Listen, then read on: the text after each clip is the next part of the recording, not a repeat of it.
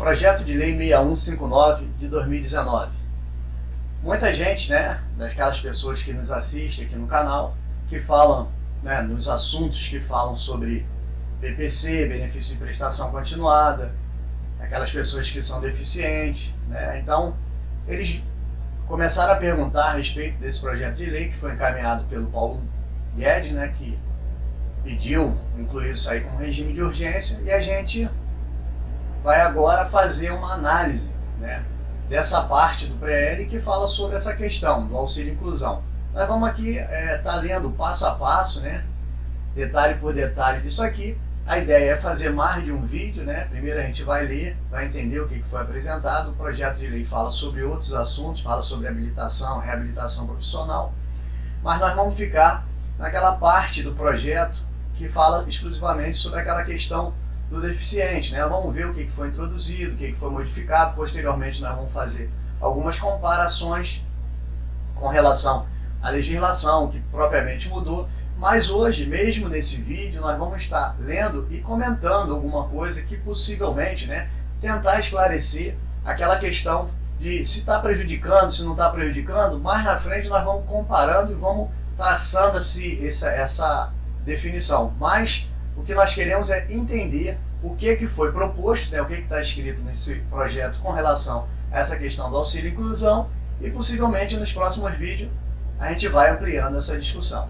Mas, como vocês sabem, eu sou o Dr. Antônio Teixeira, e antes de continuar, gostaria que vocês dessem joinha no nosso vídeo e se inscrevessem no nosso canal. Assim vocês vão estar nos incentivando a produzir mais conteúdo. Vamos lá. No artigo 1º, no capítulo 1, o projeto vem apresentando o capítulo 1, auxílio e inclusão. E lá no artigo 1º, diz o seguinte: terá direito à concessão do auxílio e inclusão de que trata o artigo 94 da Lei 13.146, de 6 de julho de 2015, a pessoa com deficiência moderada ou grave que cumulativamente...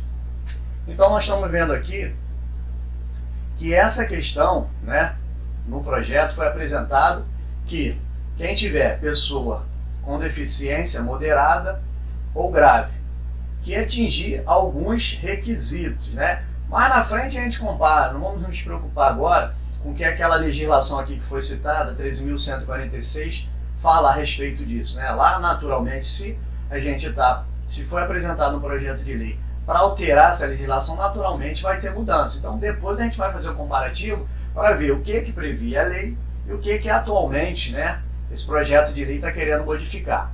O fato é que é para deficiente com deficiência moderada ou grave que atinge alguns requisitos cumulativamente, E quando eles colocam a palavra cumulativamente, a gente tem que entender que não é uma coisa ou outra coisa, não, são todas as coisas, todas as situações que a lei prevê, que vai vir aí nos próximos incisos, e parágrafos, disciplinando os requisitos que a pessoa tem que atender, além de ter deficiência moderada e grave, para estar recebendo esse auxílio e inclusão. No inciso 1, diz o seguinte: receba o benefício de prestação continuada que trata o artigo 20 da Lei 8742, de 7 de dezembro de 1993, e passe a exercer atividade. Vamos lá. A.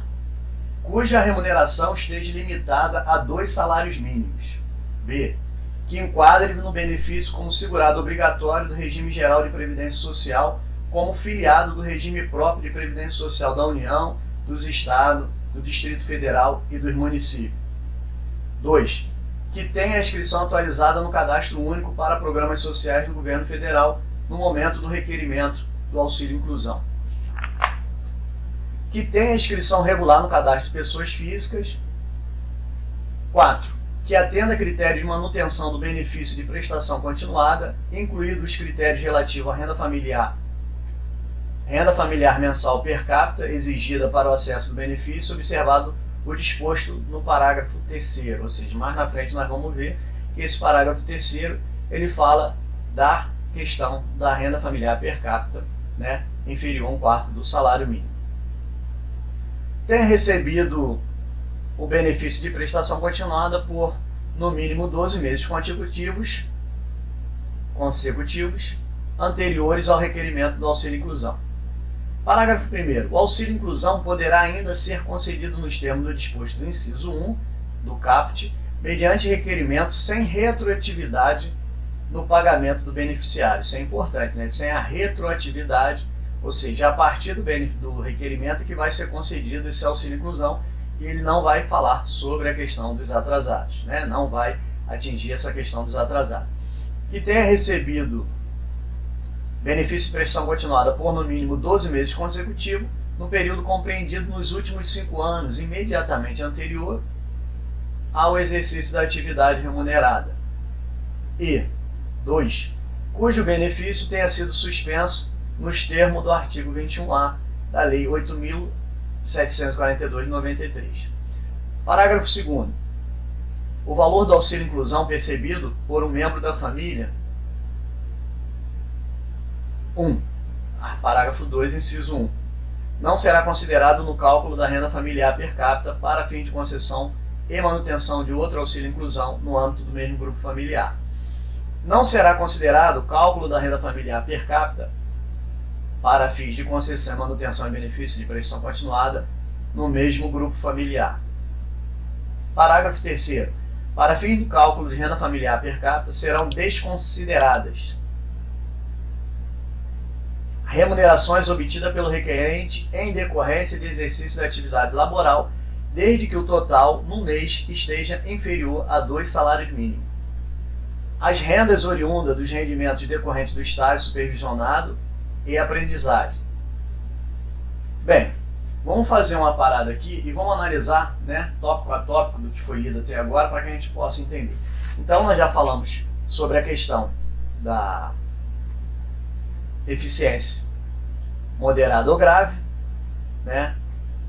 Vai poder estar trabalhando com rendimento até 2 salários mínimos, tem que estar incluído dentro do regime próprio da Previdência, né? Isso aí, a questão da carteira assinada, e aí também, né, tem que estar inscrito dentro do cadastro único do governo federal.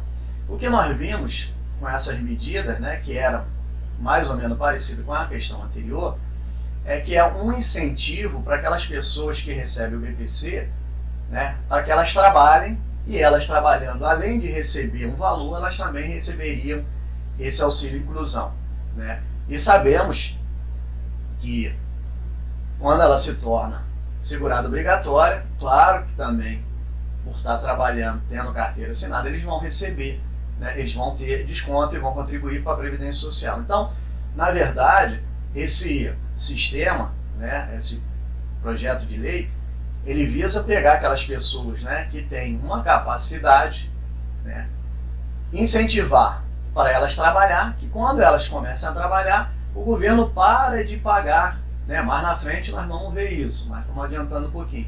O governo vai parar de pagar o BPC, então, mas para receber auxílio inclusão, você tem que estar dentro daquelas condições que afere o BPC, porque é para pessoas específicas, é para deficiente. Então, tem que ser um deficiente, o deficiente tem que ser pobre. Aí, quando ele começa a trabalhar, com esse rendimento até 2 salários mínimos, ele vai poder também receber esse auxílio inclusão. E qual é o benefício do Estado com relação a isso? Qual é o benefício do governo? Qual é o benefício da Previdência Social?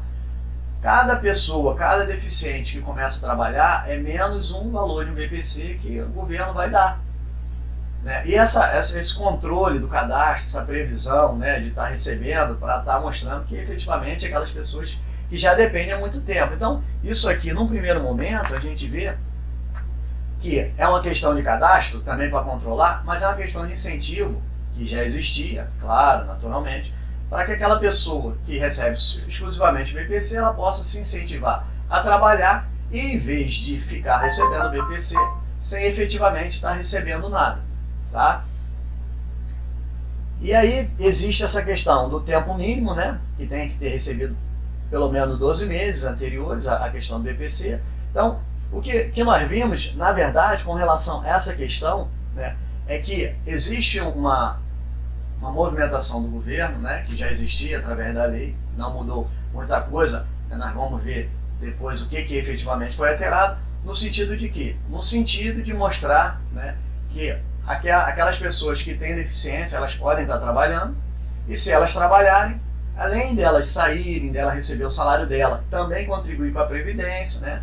O que vai acontecer? O governo passa a não precisar mais pagar esse BPC, né? Ele vai pagar o quê? Ele vai pagar um auxílio inclusão. Então ele incentiva as pessoas a trabalhar, em última análise, para estar ganhando o quê? Ganhando que as pessoas deixam de receber o benefício de prestação continuada e vão receber o auxílio inclusão.